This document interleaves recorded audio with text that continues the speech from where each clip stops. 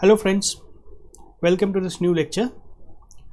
In this lecture, we will discuss a lot of questions about ratio and proportion.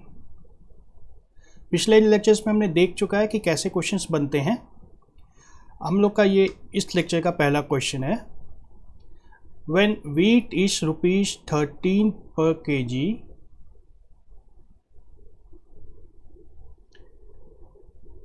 when wheat is ₹13 per kg, 75 men can be fed for 15 days at a certain cost. How many men can be fed for 45 days at the same cost when wheat is ₹1 per kg? तो सबसे पहले तो question को समझना है हमें.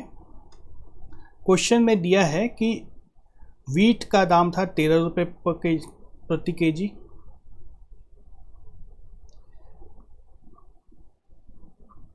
जब wheat का ये दाम था तब हम लोग 75 लोगों को खाना खिला रहे थे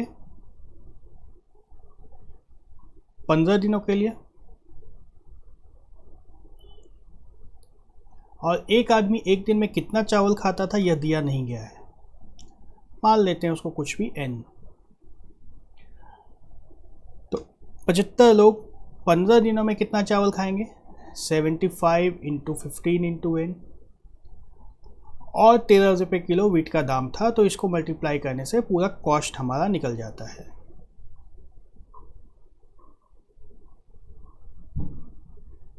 और क्वेश्चन में दिया गया है, पूछा गया है कि जब चावल का दाम ₹1 प्रति किलो हो जाएगा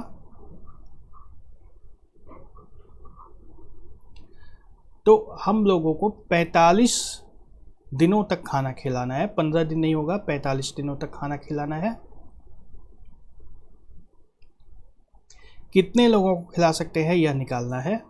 तो इसको x मान लेते हैं हम लोग हमेशा की तरह. और जैसा कि पिछले क्वेश्चन में था कि एक दिन में एक आदमी कितना चावल खा रहा है, वो तो सेम ही रहेगा, n ही रहेगा. तो हमें निकालना है कि x की क्या वैल्यू होगी, जो कि ये पूरा जो है कॉस्ट इधर जो निकलेगा यह पिछले कॉस्ट के बराबर हो जाएगा. पिछले कॉस्ट के बराबर हो जाएगा ये. फिर से एक बार क्वेश्चन को समझते हैं. देखिए,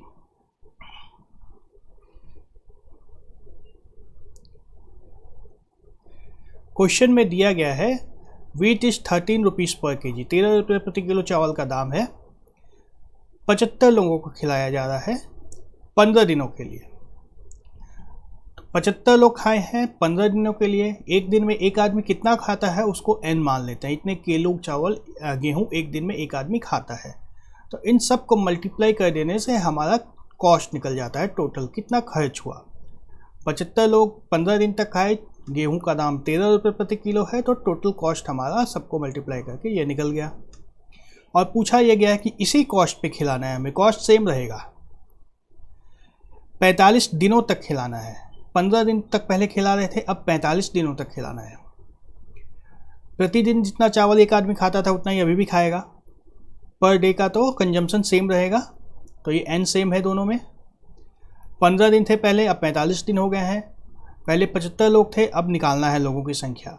चावल का दाम 13 रुपये था, अब वह ₹1 हो गया है. तो इन सब को मल्टीप्लाई करके जो कॉस्ट आएगा वह पिछले कॉस्ट के बराबर होगा. तो इन दोनों को हम लोग अब बराबर कर सकते हैं. दोनों को इक्वल होना ही होगा. इक्वल नहीं होगा तो कैसे होगा? इन दोनों को इक्वल होना है ना. जो दोनों एक होगा तभी तो क्वेश्चन में दिया गया है कि सेम कॉस्ट पे करना है. तो इन दोनों को जब इक्वल करते हैं हम लोग, तो हमारा क्या इक्वेशन बनता है? 13 × 75 × 15 × n is equal to 1 × x × 45 × n. अब इस इक्वेशन को सॉल्व करना है. n से n कट जाएगा,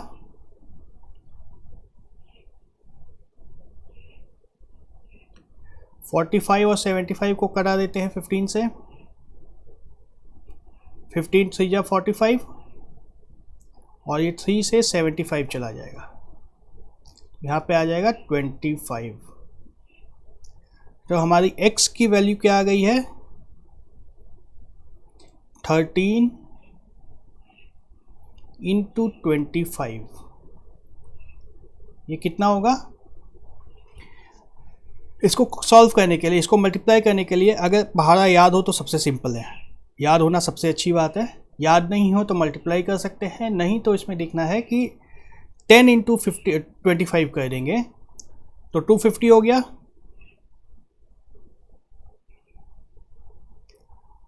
प्लस 3 बचा था, 3 इंटू 25 करेंगे तो अब 75 आएगा, जो कि हमारा आ जाएगा 325। तो हमारा ऑप्शन ए सही होगा। ओके,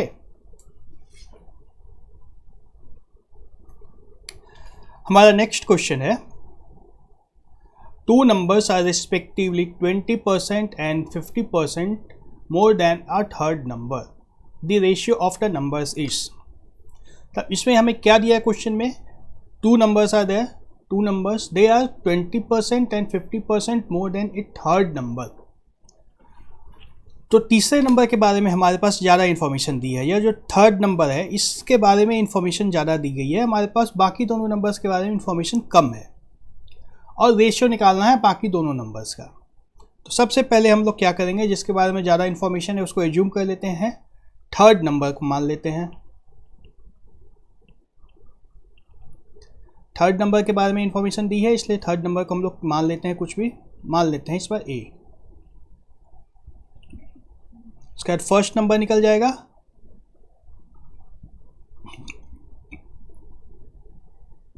फर्स्ट नंबर कितना है 20% more than the third number.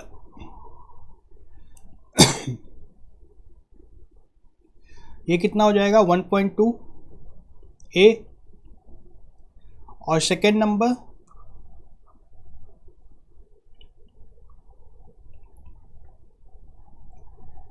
Number है हमारे पास 50% मोर देन ए, 50% प्लस ए, जो कि हो जाएगा 1.5 ए। अब हमें रेशियो निकालना है फर्स्ट नंबर और सेकेंड नंबर का, तो इनका रेशियो क्या हो जाएगा 1.2 ए इज टू 1.5 ए। तो हमारा ए तो कैंसिल हो जाएगा, ए से ए कैंसिल हो जाएगा, और 4 से ये 3 से दोनों कट जाएंगे, तो यहाँ पे आ जाएगा 4, यहाँ पे आ जाएगा 5। तो हमारा रेशियो हो गया 4:5। ऑप्शन हमारा ए हो गया। अब इस पर कंफ्यूज नहीं होना है, ए और बी दोनों दिया हुआ है 4:5 और 5:4। 5:4 को सेलेक्ट नहीं करना है, क्योंकि रेशियो हमें पूछा गया है सेकेंड नंबर और थर्ड नंबर का, सॉरी फर्स्ट नंबर और सेकेंड नंबर का। क्वेश्चन में यहाँ पे जैसे देख सकते हैं सेकेंड नंबर और थर्ड नंबर की बात की गई है, उसका उल्टा पुल्टा नहीं किया गया उसको। पहले सेकेंड नंबर है, उसके बाद थर्ड नंबर है, ठीक है। तो नेक्स्ट क्वेश्चन पे चलते हैं अब हम लोग।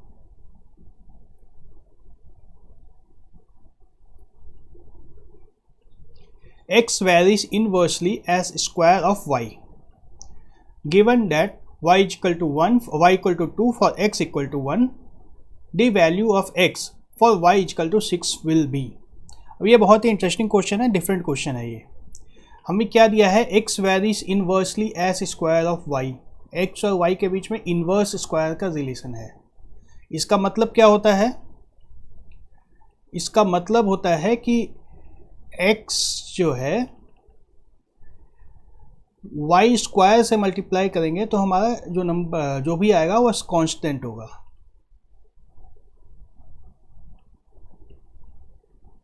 इन्वर्स इन्वर्स स्क्वायर का रिलेशन है, inversely as square of Y, square of Y है तो वाई में स्क्वायर लगाया है हमने, और इन्वर्स रिलेशन है इसलिए इन दोनों का प्रोडक्ट जो है हमेशा सेम आएगा, इसमें कोई परिवर्तन नहीं होगा। अगर x बढ़ जाता है तो y कुछ इस तरह से घटेगा कि हमारा यह नंबर सेम आएगा। तब हमें दिया क्या गया है, y इक्वल टू 2 जब था तो x इक्वल टू 1 है, तो y इक्वल टू 2 जब यहाँ पे डालेंगे तो x और x की वैल्यू 1 डालेंगे तो हमारा 4 आ जाएगा लेफ्ट साइड में, जो कि कांस्टेंट के बराबर होगा। तो हमें कांस्टेंट की वैल्यू मिल गई है। अब यही किसके बराबर होगा, जब यहाँ पे हम लोग x और y की वैल्यू डालेंगे। तो यहाँ पे x की वैल्यू पता नहीं है, y की वैल्यू 6 है, तो x इंटू 6 का स्क्वायर करना है, 6 इंटू 6।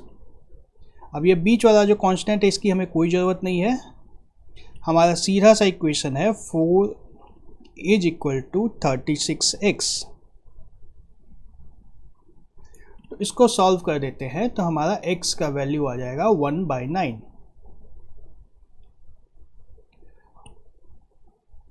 ऑप्शन ए हमारा सही हो गया। समझ में आया क्वेश्चन, एक बार फिर से समझ लेते हैं इसको।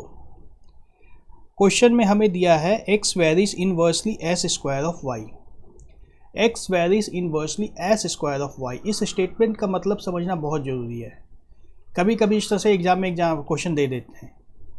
x varies inversely as square of Y का मतलब है x इंटू वाई का स्क्वायर जो होगा वह कांस्टेंट होगा, ये जो भी आएगा ये कांस्टेंट आएगा। और क्या दिया गया है, y इक्वल टू 2 था जब x का वैल्यू 1 था, तो x का वैल्यू जब हमने 1 डाला, y का वैल्यू 2 डाला, तो 2 इंटू 2 4 हो गया, 4 is equal to this constant आ गया। ठीक है, अब ये 4 फिक्स रहेगा हमारा, 4 चेंज नहीं होगा। x की वैल्यू चाहे कुछ भी हो जाए, y की वैल्यू उस हिसाब से एडजस्ट हो जाएगी कि 4 हमेशा 4 ही आएगा।